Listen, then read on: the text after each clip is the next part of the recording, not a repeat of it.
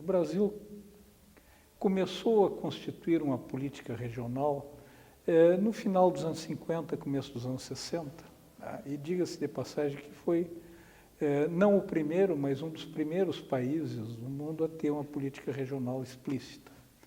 Porque política regional não é uma coisa tão antiga assim. Tá?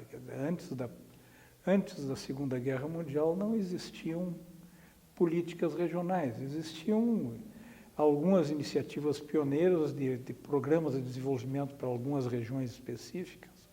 A mais lembrado é o caso do Tennessee Valley Association nos Estados Unidos, durante a Grande Depressão. Mas uma política regional constituída para apoiar determinadas partes do território de um país que era menos desenvolvida ou menos dinâmica que outros, é uma coisa do pós-Segunda Guerra, e o exemplo clássico, pioneiro, é o caso da Itália, a região do Mezzogiorno, que é o sul da Itália. Tá? O Brasil começa a constituir uma política regional nesse período que eu falei, com a criação da Sudene, posterior criação nos governos militares, isso continua, concessão de incentivos fiscais e financeiros através de fundos para financiamento de empresas que se localizassem nessas regiões tidas como desenvolvidas, sendo que as regiões beneficiadas eram o Nordeste, que é o exemplo clássico do problema regional brasileiro, o Norte e o Centro-Oeste. Tá?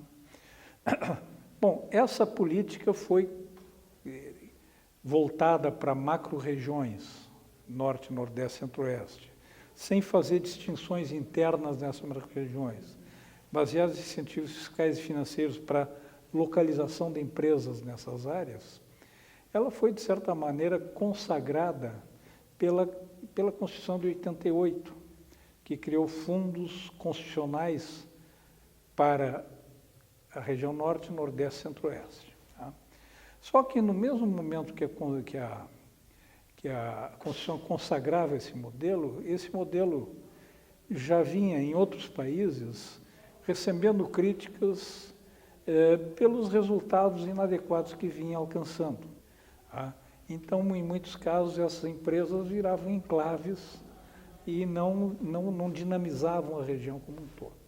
Então, a literatura internacional começou a fazer uma discussão crítica desse modelo e identificar características emergentes de um novo paradigma de políticas regionais, muito influenciado pela experiência de algumas regiões italianas, a Terceira Itália, tudo isso, e um novo paradigma muito influenciado pela influência da escola neo-institucionalista, que passou a ser muito influente no meio da economia, que dava muita importância aos aspectos institucionais, tá, na determinação dos processos de crescimento e desenvolvimento.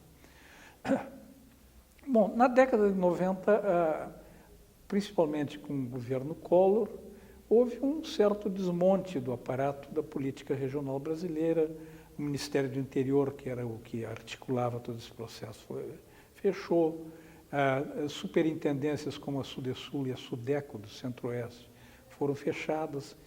Então, ao mesmo tempo que essa crítica ao modelo antigo de política, vamos dizer, se aprofundava na literatura internacional, o modelo brasileiro começava a ser meio que desmantelado.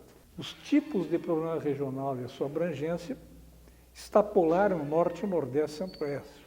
Tá? E a questão dos problemas regionais não pode mais ser medida apenas em termos de pobreza ou riqueza. Quer dizer, o espectro dos problemas regionais também se ampliou. E, em 99, foi recriado o antigo Ministério do Interior, que era o responsável pela política regional, com o nome de Ministério da Integração Nacional.